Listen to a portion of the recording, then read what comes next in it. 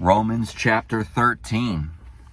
Everyone must submit to governing authorities, for all authority comes from God, and those in positions of authority have been placed there by God. So anyone who rebels against authority is rebelling against what God has instituted, and they will be punished, for the authorities do not strike fear in people who are doing right, but in those who are doing wrong. Would you like to live without fear of the authorities? Do what is right, and they will honor you. The authorities are God's servants, sent for your good.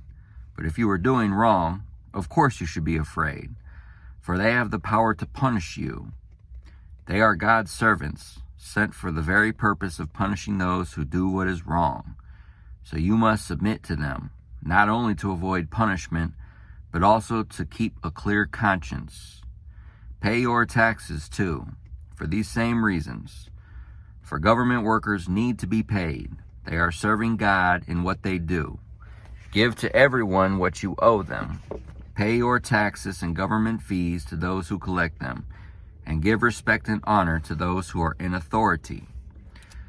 Owe nothing to anyone except for your obligation to love one another. If you love your neighbor, you will fulfill the requirements of God's law. For the commandments say, you must not commit adultery, you must not murder, you must not steal, you must not covet. These and other such commandments are summed up in this one commandment: love your neighbor as yourself. Love does no wrong to others, so love fulfills the requirements of God's law. This is all the more urgent for you know how late it is. Time is running out. Wake up, for our salvation is nearer now than when we first believed. The night is almost gone. The day of salvation will soon be here. So remove your dark deeds like dirty clothes, and put on the shining armor of right living. Because we belong to the day, we must live decent lives for all to see.